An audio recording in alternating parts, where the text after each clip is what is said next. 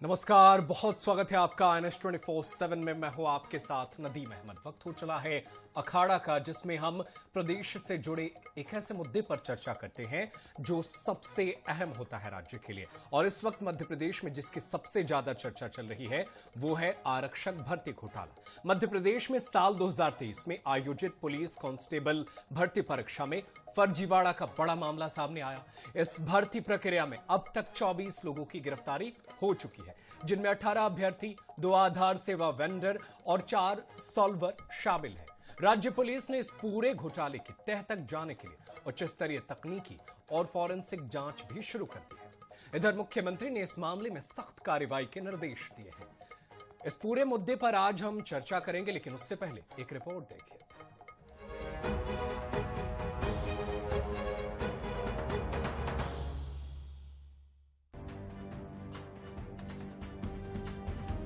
साल 2023 में 7,411 पदों पर हुई पुलिस आरक्षक भर्ती परीक्षा में व्यापक स्तर पर फर्जीवाड़े की आशंका गहराने लगी है। शिवपुरी, श्योपुर, ग्वालियर, इंदौर, अलीराजपुर, राजगढ़, मुरैना और शहडोल में 16 प्रकरण दर्ज कर 24 गिरफ्तारियां की गईं। इन 8 जिलों में फर्जीवाड़ा सामने आने के बाद प्रदेश भर में सभी पुलिस अधिकारियों को अलर्ट कर दिया गया है। अभी तक जो जांच सामने आया है उसके आधार पर अभ्यर्थियों के दस्तावेजों की जांच की जा रही है। अब तक की पड़ताल में यह सामने आया है कि बिहार की गैंग ने आरक्षक भर्ती परीक्षा में सेंध मारी है। कुछ अभ्यर्थियों ने अपने आधार कार्ड में बायोमेट्रिक डेटा बदलवाया ताकि कोई और उनकी जगह परीक्षा दे सके। इस मामले में मुख्यमंत्री डॉक्टर मोहन यादव ने ट्वीट कर इस पर कार्रवाई के निर्देश दिए। मामला 2023 की भर्ती परीक्षा का है, लेकिन फाइनल रिजल्ट घोषित होने के बाद फर्जीवाड़ा पकड़ा गया है, जिसमें मध्य प्रदेश पुलिस कांस्टेबल भर्ती 2023 की प्रक्रिया में 6,52,057 उम्मीदवारों ने ऑनलाइन लिखित परीक्षा दी थी। इनमें से 55,220 उम्मीदवार शारीरिक दक्षता परीक्षा के लिए चयनित हुए। इसके बाद 6,423 अभ्यर्थियों का फाइनल चयन किया गया। नवंबर 2024 में आयोजित पीईटी के दौरान 5 ऐसे उम्मीदवारों की पहचान हुई जिन्होंने परीक्षा में अपने स्थान पर किसी और को भेजा था। इसके बाद मामले की जांच हुई। जांच के दौरान बिहार गैंग के सक्रिय होने के सबूत मिले। इसके बाद इस मामले में अब तक 24 लोगों की गिरफ्तारियां हो चुकी हैं, जिनमें स्टूडेंट, आधार सेवा वेंडर और एग्जाम सॉल्वर शामिल हैं। अब तक 21 एफआईआर दर्ज की गई है। इनमें मुरैना में 7, शिवपुरी में 6, श्योपुर में 2, इंदौर, ग्वालियर, दतिया, अलीराजपुर, राजगढ़ और शहडोल में 1-1 एफआईआर शामिल है। जीपीएस और तकनीकी माध्यमों से स्थान सत्यापन किया गया, जिससे यह पुष्टि हुई कि कई अभ्यर्थी परीक्षा स्थल पर मौजूद ही नहीं थे। अब इस मामले को राजनीतिक बयानबाजी का दौर शुरू हो गया है। विपक्ष हर भर्ती और प्रवेश परीक्षा में फर्जीवाड़ा का आरोप लगा रहा है, वहीं सत्ता पक्ष इस मामले में कड़ी कार्रवाई का दावा कर रहा है। पुलिस आरक्षक भर्ती 2023 में कुल 7,411 पद थे। इसकी परीक्षा 12 अगस्त से 12 सितंबर 2023 के बीच हुई थी। लिखित परीक्षा के परिणाम 7 मार्च 2024 को आए। फिजिकल परीक्षा 18 से 20 नवंबर 2024 के बीच आयोजित की गई थी। Bureau report, INH news Bhopal. तो बिल्कुल सवाल वही है कि आखिर कब तक ये घोटालों का दौर चलता रहेगा। आज इसी मुद्दे पर आज गुफ्तगू करेंगे। हमारे साथ 3 खास मेहमान जुड़े हुए हैं। सबसे पहले उनका तारुफ करवा देते हैं। हमारे साथ भारतीय जनता पार्टी की तरफ से पक्ष रखेंगे सचिन वर्मा, आपका बहुत स्वागत है INS 24/7 पर। और इसके अलावा कांग्रेस पार्टी की तरफ से हैं धर्मेंद्र शर्मा, जो पार्टी का पक्ष रखेंगे, आपका भी बहुत स्वागत है INS 24/7 पर।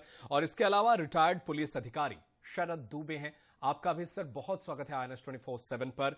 सवालों की शुरुआत जिम्मेदारों से करते हैं। भारतीय जनता पार्टी को मध्य प्रदेश की जनता ने बहुमत के साथ जिम्मेदारी दी, तो सवाल उन्हीं से करेंगे। और सवाल की शुरुआत पटना के खान सर के उस बयान से मैं करना चाहता हूं जो अभी चर्चा में है। वो कहते हैं खान सर कि मैंने अपने शादी की खबर लीक नहीं होने दी, कोई जो है उस खबर को बाहर नहीं ला पाया, लेकिन हमारी सरकारें बहुमत में आ जाती हैं।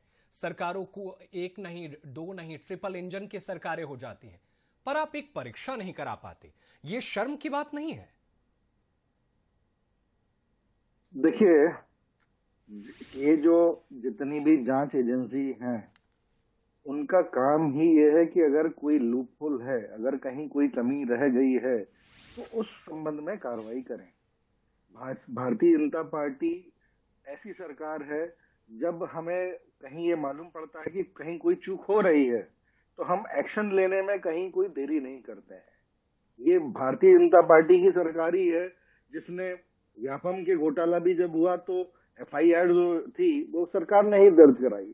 हम उस तरह की सरकार और उस तरह के प्रशासन में विश्वास नहीं करते हैं जहां जो है इस तरह की के अपराधों को जो है शासन प्रशासन जो है प्रश्रय देता हो, और ऐसे सारे जो इस तरह के जो अपवाद स्वरूप जो जिस तरह के ये अपराध हुए हैं, इन अपराधों को सरकारी तौर पर छुपाने का प्रयास किया जाता हो, पर्दा रखने का प्रयास किया जाता हो। तो हमारी जो सरकारें हैं, भारतीय जनता पार्टी और कांग्रेस के बीच में ये एक साफ अंतर है कि जब भी ऐसी कहीं कमियां अगर हमें चूक अगर ऐसी मालूम पड़ती है तो उसमें कार्रवाई सरकार करती है। वहीं कांग्रेस के शासनकाल में जितने भी घोटाले हुए, उन सारी घोटालों में कोर्ट को इंटरवेंशन करना पड़ा, कोर्ट को हस्तक्षेप करना पड़ा और कोर्ट के आदेशों पर वहां पर एफआईआर दर्ज की गई। तो ये जो फर्क है ये बना रहेगा, और भारतीय जनता पार्टी जो है वो प्रतिबद्ध है कि वो जनता को एक स्वच्छ और जो है एक प्रशासन देने का प्रयास कर रही है। अरे सर, ये तो हो गई मिली जुली बातें। सीधे अब छात्रों के मुद्दे पर ही बात क्यों नहीं कर लेते हैं ठीक तरीके से? आप चोरी ही क्यों होने दे रहे हैं कि चोर के पीछे दौड़ना पड़ रहा है? हम क्या इस विश्व गुरु बनने वाले भारत ने इतनी तैयारी नहीं की है कि परीक्षा भी करा सके, वो भी बिना किसी भी तरीके के लीक के, बिना किसी भी तरीके के घोटाले के? कौन से पेपर्स में आए दिन लीक नहीं होते? क्या ये बड़ी नाकामयाबी नहीं है किसी भी गवर्नमेंट के लिए, चाहे वो बीजेपी की रहे, चाहे वो कांग्रेस की रहे, चाहे वो एनडीए की रहे? हम परीक्षा नहीं करा पा रहे हैं, सोचने वाली बात है ये। नदीम जी, परीक्षाएं हो रही हैं और परीक्षाओं में अगर कहीं कोई चूक हो रही है उस पर कार्रवाई हो रही है। आप अगर ये जो अगर आप मोडस ऑपरेंडी अगर देखेंगे तो इस समय आधार कार्ड को भी जिस तरीके से उन्होंने बाईपास करने का जो एक तरीका निकाला है, वो जो है ये जो है पूरे देश में पहला ऐसा केस है जिसमें आधार कार्ड को भी उन्होंने बाईपास करने का मतलब तरीका कहना चाहते हैं निकाला है। आप कि आपके सरकार से ज्यादा बाईपास तरीके से आगे चल रहे हैं फर्जीवाड़ा करने वाले सॉल्वर गैंग, आपसे भी बहुत आगे हैं, सरकार की क्षमता नहीं पहुंच पा रही है? देखिए, अब जब नई नई टेक्नोलॉजीज आएंगी तो इस तरह के अपराध होंगे और उन अपराधों का तोड़ जो है जांच एजेंसियां निकालेंगी। तो ये ऐसा नहीं हुआ कि अपराध करने के बाद में अपराधी बच गया है। हमने अपराध को जो है वो उसको फाइंड आउट किया है, जांच एजेंसियों ने उसमें कार्रवाई की है, अरेस्टिंग हुई है और एफआईआर दर्ज हुई है। तो इस तरह से जो है कार्रवाई चल रही है। हाँ, कार्रवाई चल रही है, सालों लग जाएंगे उसके नतीजे आने में, और जो पास हुए हैं, जो एक्चुअल में मेहनत कर रहे थे, वो इन्हीं सब के बीच पिसके रह जाएंगे। लौटेंगे आपके पास सर। हमारे साथ और भी मेहमान हैं, कांग्रेस की तरफ से प्रवक्ता हैं धर्मेंद्र शर्मा, उनका रुख कर लेते हैं। धर्मेंद्र जी, क्या कहेंगे आप? परीक्षा, भर्ती, घोटाला, यही सामने आता है, ज्वाइनिंग लेटर तक मामले पहुंच ही नहीं पाते। जी नदीम जी, आपको और आईएनएच के समस्त दर्शकों को मेरी ओर से नमस्कार। आप देखिए, मध्य प्रदेश को 22 सालों से बीजेपी ने भ्रष्टाचार का गढ़ बना रखा है। मध्य प्रदेश में जब से बीजेपी की सरकार बनी है तब से लेकर आज तक व्यापम घोटाला हो या नर्सिंग घोटाला हो या तमाम भर्ती परीक्षा घोटाले, एक भी जॉब बिना घोटाले के, बिना किसी षड्यंत्र के कोई भी भर्ती परीक्षा संपन्न नहीं हो पा रही है। उसका मुख्य कारण यह है कि भारतीय जनता पार्टी के नेताओं का बर्दाश्त इन लोगों को हासिल है, और कहीं ना कहीं नौकरियों को बेचने का काम भारतीय जनता पार्टी के सरकार में जो लोग बैठे हैं वो कर रहे हैं। व्यापम घोटाले में अभी भाजपा के प्रवक्ता ने नाम लिया, हमने ये किया वो किया। बताओ, किसी का अगर इस्तीफा हुआ हो नैतिकता के आधार पर, भारतीय जनता पार्टी के किसी मंत्री ने इस्तीफा दिया हो, मुख्यमंत्री ने इस्तीफा दिया हो, किसी को जेल में भेजा हो, इतने सारे लोगों की मौत हुई, लेकिन ये बेशर्म लोग भारतीय जनता पार्टी के केवल आंकड़ेबाजी करेंगे, इधर उधर की बात करेंगे, सच्चाई नहीं बताएंगे। ऐसे ही नर्सिंग घोटाले में क्या बताया भाजपा के प्रवक्ता ने कि इनके मंत्री ने इस्तीफा दे दिया, कितने लोगों को इन्होंने जेल में डाल दिया, नहीं बता सकते, क्योंकि ये स्वयं उसमें संलिप्त हैं। ये सारे के सारे लोग इस समय मध्य प्रदेश के युवाओं के साथ, उनके रोजगार के साथ खिलवाड़ कर रहे हैं। आपका ध्यान आकर्षित कराऊंगा, 2016 के बाद से मध्य प्रदेश में एसआई भर्ती परीक्षा नहीं हो पाई है और स्टेनो भर्ती परीक्षा नहीं हो पाई है। कई सारे हमारे युवा बेरोजगार साथी, पढ़े लिखे शिक्षित नौजवान ओवरेज हो गए, उस कारण से आज वो नौकरी नहीं कर पा रहे हैं। जैसे तैसे आरक्षक की भर्ती परीक्षा होती है तो उसमें भी घोटाला हो जाता है। अब जब तक ये परीक्षा का मामला निपटेगा तब तक उनमें से कई सारे हमारे नवयुवक बेचारे ओवरेज हो जाएंगे। मध्य प्रदेश में एक तरफ तो रोजगार नहीं है, दूसरी तरफ जब रोजगार थोड़े बहुत जो मिल भी रहे हैं वो भ्रष्टाचार की बलि चढ़ जा रहे हैं। आखिर मध्य प्रदेश के युवाओं का, मध्य प्रदेश की जनता का कसूर केवल क्या है? बीजेपी की सरकार बनाना ये उनका सबसे बड़ा अपराध बन गया है क्या? इसका दंड क्या भारतीय जनता पार्टी की सरकार अरे है सचिन और जी, मंत्री उनको बेरोजगारी के दलदल में धकेल कर लेंगी, या नौकरियों को बेचकर अपने घर की तिजोरी भरने के लिए भारतीय जनता पार्टी के लोग इस मध्य प्रदेश ठीक है। के जितने भी हमारे नवयुवक साथी हैं उनके रोजगार के साथ खिलवाड़ करेंगे? लेकिन इनको शर्म धर्मेंद्र आनी जी, चाहिए। और बड़ी लेकिन बेशर्मी से धर्मेंद्र लोग जी, बात सवाल करते तो ये भी है ना कि 2018 में उसी मध्य प्रदेश की जनता ने आपको भी सरकार बनाने का मौका दिया था। आपने किस किस केस में किस किस को जेल भेजा, बता ही दीजिए आप भी। देखिए, 1.25 साल की सरकार को अलोकतांत्रिक तरीके से लोकतंत्र की हत्या कर, खरीद फरोख्त कर गिराने का कुकृत्य किया भारतीय जनता पार्टी ने। अगर 5 साल सरकार चलती तो भारतीय जनता पार्टी के आधे से ज्यादा मंत्री अभी जेल में चक्की पीस रहे होते। घोटालों पर लगातार कार्रवाई हो रही थी, उसी से बौखलाकर इन्होंने करोड़ों रुपए में 35-35, 40-40 करोड़ों में विधायक खरीदकर आनंद फानंद में सरकार गिराई, क्योंकि ये जानते थे कि अगर कांग्रेस की सरकार 5 साल चल गई तो भारतीय जनता पार्टी आधी की आधी पार्टी पूरी जेल में चली जाएगी और इनके छुटपैये नेता बाहर बचते, क्योंकि इन सब लोगों ने मध्य प्रदेश को 22 सालों से भ्रष्टाचार के माध्यम से इतना लूटने का काम किया। मैं आपका एक और तत्कालीन विषय पर ध्यान आकर्षित कराता हूं। अभी ग्वालियर में आपने एक रिपोर्ट करी थी, मैं उस डिबेट में था। इतने सारे फर्जी हॉस्पिटल कागजों में पाए गए जिनको आए दिन सीएमएचओ द्वारा सील कर दिया जाता है और वो द्वारा नाम बदलकर फिर से चालू हो जाते हैं। क्या भारतीय जनता पार्टी के प्रवक्ता बता पाएंगे उन पर कोई कार्रवाई हुई हो? भ्रष्टाचार के जितने भी मामले आते हैं ये केवल बयानबाजी करते हैं, साहब हम कार्रवाई कर रहे हैं, हम दूध के थोड़े, लेकिन हकीकत में कुछ नहीं होता और उनके हौसले लगातार बढ़ रहे हैं क्योंकि भाजपा के नेता, मंत्री और सचिन जी इस पर क्या जवाब देंगे? वो तो लगातार सवाल पूछ रहे हैं। शुद्ध रूप से आपने राज्य में 21-22 साल सरकार चलाई है, फिर आप किसे जिम्मेदार मानेंगे? नेहरू को तो जिम्मेदार नहीं मानेंगे ना? देखिए, नेहरू जी ने, अब नेहरू जी के को न लाएं तो ज्यादा अच्छा है। बिल्कुल, मैं नहीं लाना चाहूंगा, आगे बढ़ जाएगी। दूसरी बात यह है कि हम जो है भ्रष्टाचार को जो है एक कानूनी जामा नहीं पहनाते हैं जैसा कांग्रेस करती है कि अगर ट्रांसफर इंडस्ट्री जिस तरह से उन्होंने कांग्रेस पार्टी एकमात्र ऐसी पार्टी है वर्मा जी, हमारे नेताओं पर केवल आरोप लगा और हमने आरोप लगने पर उनसे इस्तीफा ले लिए। ट्रांसफर ऑर्डर निकलता था, दोपहर में ट्रांसफर ऑर्डर निकलता था, रात को एक दूसरा ट्रांसफर ऑर्डर निकलता था। अधिकारियों के कक्ष जो है दिन में 3 बार बदले जाते थे, दिन में 3 बार कक्ष बदलते थे लोगों के। और जो है देश का भविष्य देख रहा है, देश के युवा जो है ना आप दोनों को देख रहा है किस तरीके से इसकी टोपी उसके सिर आप लोग कर रहे हैं। ये देश का युवा देख रहा है और वो जानता है कि इसके वो भ्रष्टाचार बताते हैं और उसके ये भ्रष्टाचार बताते हैं और इसी तरीके से देश आगे बढ़ रहा है और नौजवान जो है वो ओवर एज हो जाते हैं, नौकरियों की भर्ती नहीं हो पाती। हमारे साथ शरद दुबे जी बने हुए, आप लोगों के पास लौटता हूं सर। शरद दुबे हैं, रिटायर्ड पुलिस अधिकारी हैं, वो कब से इंतजार कर रहे हैं। माजरत चाहूंगा सर देरी के लिए। मैं आपसे जानना चाहता हूं आखिर चल क्या रहा है? हम भर्ती नहीं कर पा रहे हैं, किसकी आप नाकामी देखते हैं? सिस्टम, सरकार, या बहुत ऐसे इंटरनली अधिकारी और नेता हैं जो इन गैंगों से मिले हुए हैं और वो चाहते हैं कि ये चीजें ना हो? क्या कहेंगे आप? देखिए, मैं इसमें किसी राजनीतिक दल को आरोपित करना नहीं चाहूंगा। मेरा केवल ये मानना है कि इच्छा शक्ति की कमी है। इस देश के दोनों राजनीतिक दलों के नेता होशियार, समझदार हैं। इच्छा शक्ति की कमी है। वो ये अभी तक उन्होंने तय नहीं कर पाया कि हमको इस फर्जीवाड़े को कैसे रोकना है। इसके लिए कोई कमेटी, कोई विशेषज्ञ, कोई विशेष तरीके नहीं अपनाए गए। और नंबर 1, सबसे पहले जब उम्मीदवार जाता है तो उसकी जो आइडेंटिफिकेशन होता है, फोटो आइडेंटिफिकेशन होता है। आजकल AI तकनीक आ गई है, आर्टिफिशियल इंटेलिजेंस, जिसके तहत फेस रिकग्निशन भी हो सकता है साथ में। इन्होंने आधार सेंटरों में बदमाशों ने बदमाशी करके और रेटिना स्कैनिंग वगैरह को भी थोड़ा बहुत चेंज करने की कोशिश की और उसके अंदर सफलता भी पाई।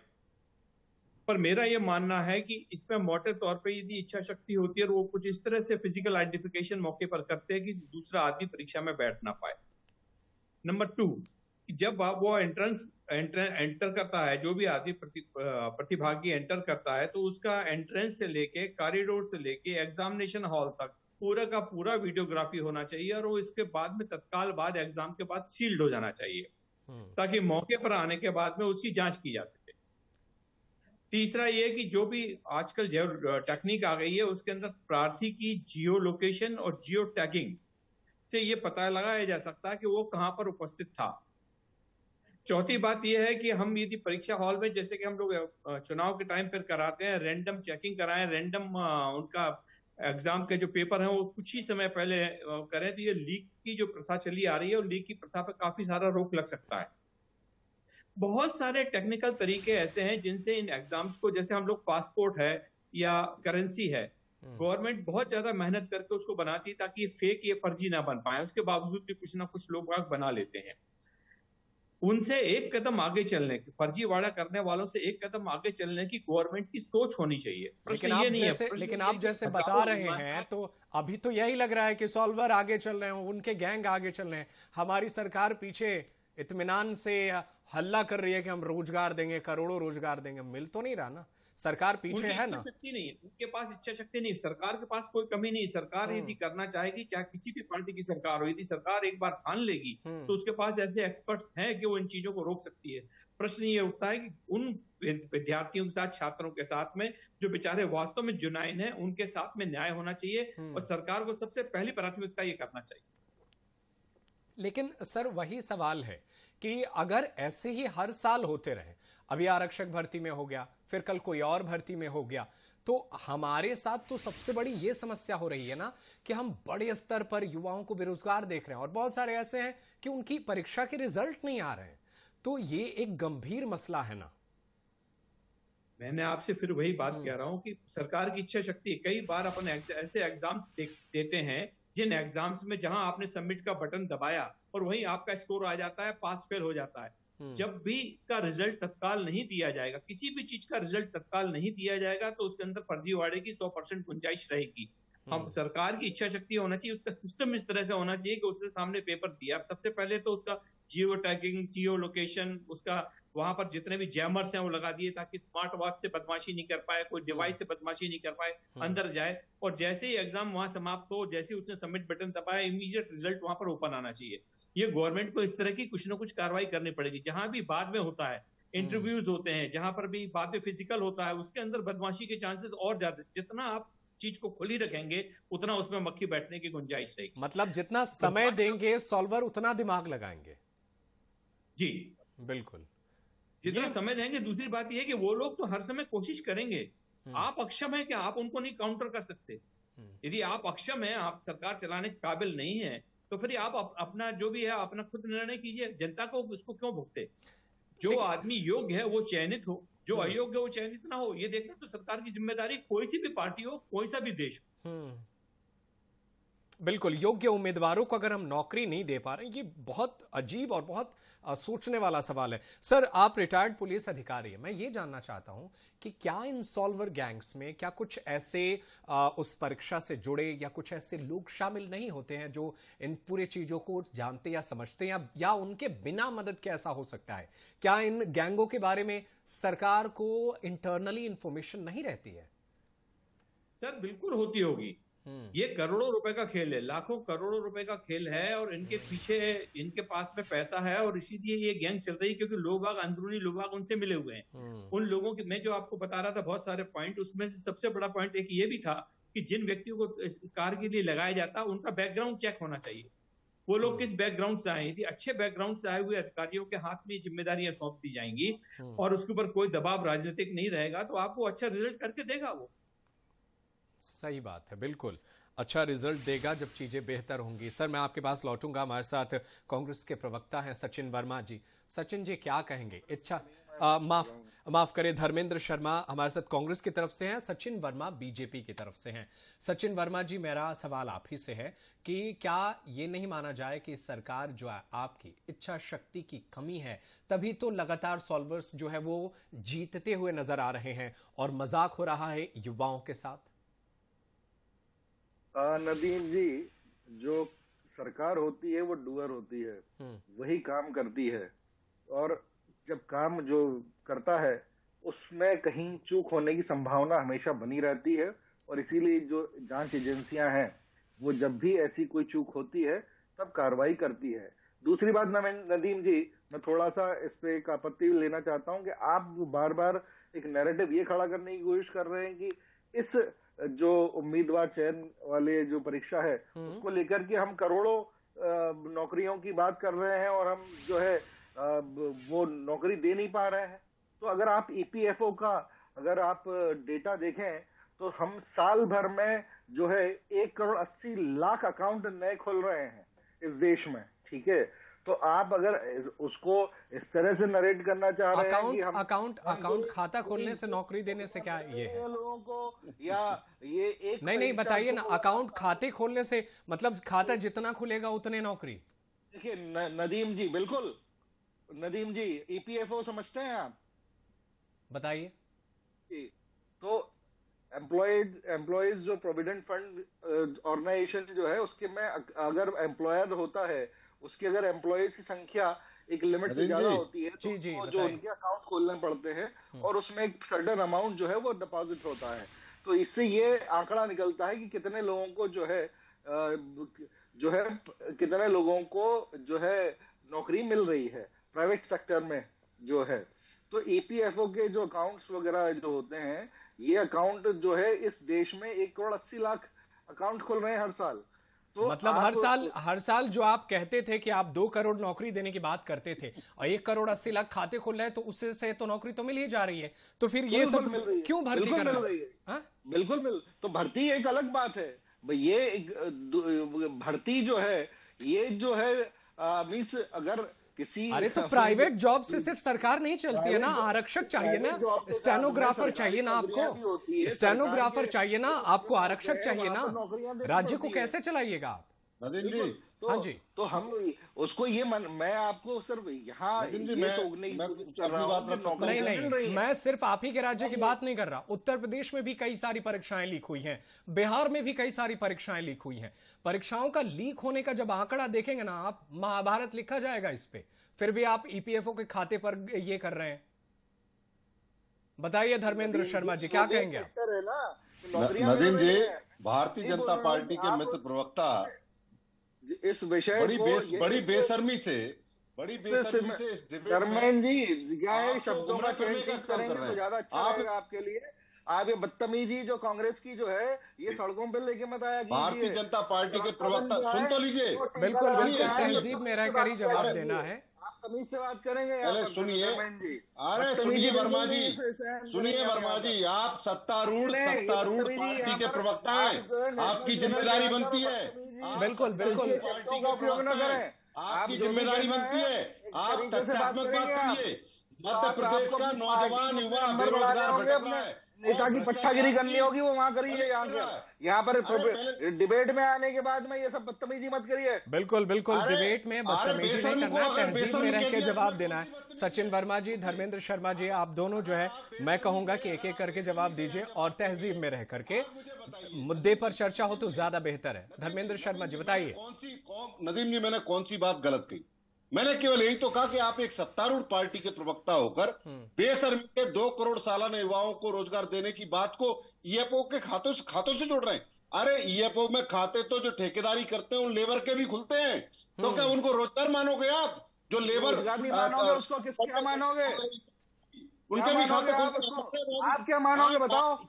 ईपीएफओ के खातों को क्या मानते हो आप? आपके कांग्रेस की डेफिनेशन में क्या बोलते हैं उसको? सरकारी नौकरी देने का सरकार पार्टी की डेफिनेशन में उसको क्या बोलते हैं? ठीक है, अब चलिए, ठीक है, आप दोनों जो है वो अपनी बात रख चुके हैं। शरद दुबे जी, आपसे आखिरी सवाल मैं ये जानना चाहता हूं, ये ईपीएफओ खाते से तुलना कर रहे हैं कि नौकरियां मिल रही हैं और भर्ती घोटाले हुए जा रहे हैं, तो बताइए क्या कहेंगे आप? इन दोनों का क्या ताल्लुकात है? इनका कोई संदर्भ नहीं है किसी भी संबंध में। हमारी चर्चा का विषय ये था कि ये फर्जीवाड़ा जो हो रहा है, जो भर्ती परीक्षाओं में, इसको रोका कैसे जाए, सही लोगों को किस तरह से जॉब मिला जाए। ये किसी पार्टी पॉलिटिक्स की बात नहीं है, ये एक आम जनता के बच्चों के भविष्य की बात है। राजनीतिक लोगों के बच्चों का भविष्य तो सुरक्षित रहता है, पर एक आम जनता के बच्चे का भविष्य सुरक्षित नहीं रहता, और बहुत पीड़ा होती है जब योग्य व्यक्ति चयनित नहीं होता है और अयोग्य व्यक्ति चयनित हो जाता है।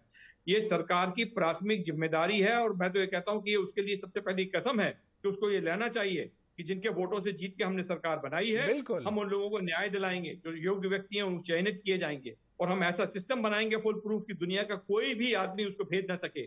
गूगल जैसे और बड़े बड़े जो अमेजन जैसे लोग रहते हैं, जो संस्थाएं हैं, वो उन लोगों को, हैकर्स को इनाम देती हैं कि आप हमारे इसमें सेंध लगा के दिखाइए, जो उनके सेंध लगाता है उसको वो इनाम देती हैं। आपको ये चाहिए, दोनों तीनों जितनी भी पार्टियां हैं, कि आप ऐसा फुल प्रूफ सिस्टम बना के लाएं। कसम इसकी खाएं कि हम ऐसा फुल प्रूफ सिस्टम बना के लाते, परीक्षा कराते, परीक्षा के घोटाले पर बात हो रही है, तो अब ईपीएफओ खाते के अनुसार बताया जा रहा है कि देखिए रोजगार तो दे रहे हैं, और ये हुआ है उसका क्या, उस पर कोई जवाब नहीं है। तो नेताओं का यही होता है कि बात इस मुद्दे पर करेंगे तो वो किसी और मुद्दे पर लेकर चले जाते हैं। बहुत शुक्रिया आप तीनों का हमारे साथ जुड़ने के लिए, इस मुद्दे पर चर्चा करने के लिए। लेकिन अभी भी सवाल देश के, राज्य के बच्चों के भविष्य को लेकर के है कि आखिर कब तक घोटालेबाजी जो होगी वो रुकेगी, और कब तक रुकेगी, ताकि बच्चों का भविष्य जो है वो सुरक्षित हो, समय पर परीक्षा हो, समय पर उसके नतीजे आए, और बच्चे जो है वो सपने जो देखते हैं नौकरी पाने की, वो सपना